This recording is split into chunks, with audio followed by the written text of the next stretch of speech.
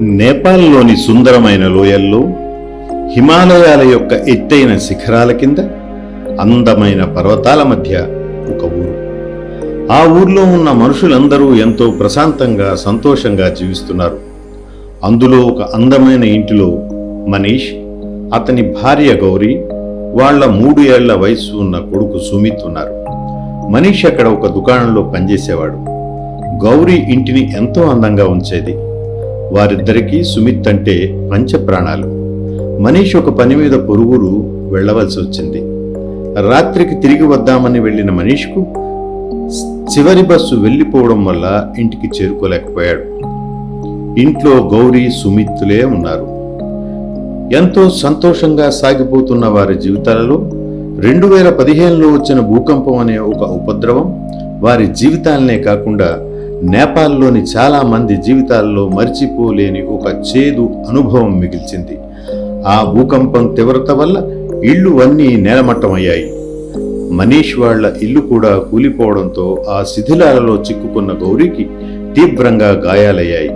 అయినా తన బాధను లెక్క చేయకుండా తన చేతుల్లో ఉన్న సుమిత్ను సంరక్షించుకోవడం కోసం తన శరీరాన్ని సుమిత్ చుట్టూ రక్షణ వలయంగా మార్చి పైన పడుతున్న రాళ్ల నుండి సుమిత్ను కాపాడింది. అలా గంటలు గడిచిపోతున్నాయి. ఈ గందరగోళానికి భయపడిన సుమిత్ ఏడవడం మొదలుపెట్టాడు.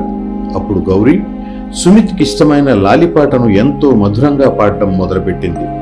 సుమిత్ తల్లిపాటను వింటూ ఏడవడం ఆపాడు. చీకట్లో సుమిత్ యొక్క భయాన్ని పోగొట్టడానికి ఎన్నో పాటలు అలా పాడుతూనే ఉంది. బయట శిథిలాల కింద చిక్కుకున్న వారిని రక్షించేందుకు సహాయక బృందాలు తీవ్రంగా శ్రమిస్తున్నాయి. గౌరీ గొంతు విని లోపల ఎవరో సజీవంగా ఉన్నారని తెలుసుకున్నారు. ఇక ఆలస్యం కాకముందే వారి వద్దకు చేరుకోవాలనే అవిశ్రాంతంగా శ్రమించారు. చివరికి చాలా గంటల అవిశ్రాంత శ్రమ తరువాత వారు శిథిలాలను తొలగించి గౌరీ, సుమిత్లను కనుగొనగలిగారు. చీకట్లో సజీవంగా సురక్షితంగా ఉన్న తల్లి బిడ్డను చూసి ఆశ్చర్యపోయారు. వారిని జాగ్రత్తగా బయటకు తీసుకువచ్చారు. వారు బయటకు రావడంతో గ్రామంలోని వారందరూ హర్షం వ్యక్తం చేశారు. భయానకమైన అగ్ని పరీక్ష సమయంలో గౌరీకి తన కొడుకుపై ఉన్న ప్రేమ వారిద్దరినీ సజీవంగా ఉంచింది. గౌరీ తమకు మళ్లీ జీవితాన్నిచ్చిన సహాయక బృందానికి కృతజ్ఞతలు తెలిపింది. చాలా రోజులకు గౌరీ తన గాయాల నుండి కోలుకుంది. తనకు అన్ని గాయాలు అయిన తన కొడుకుకు చిన్న గాయం కూడా తగలనివ్వలేదు. గౌరీ, సుమిత్ల కథ గ్రామం అంతటా వ్యాపించింది.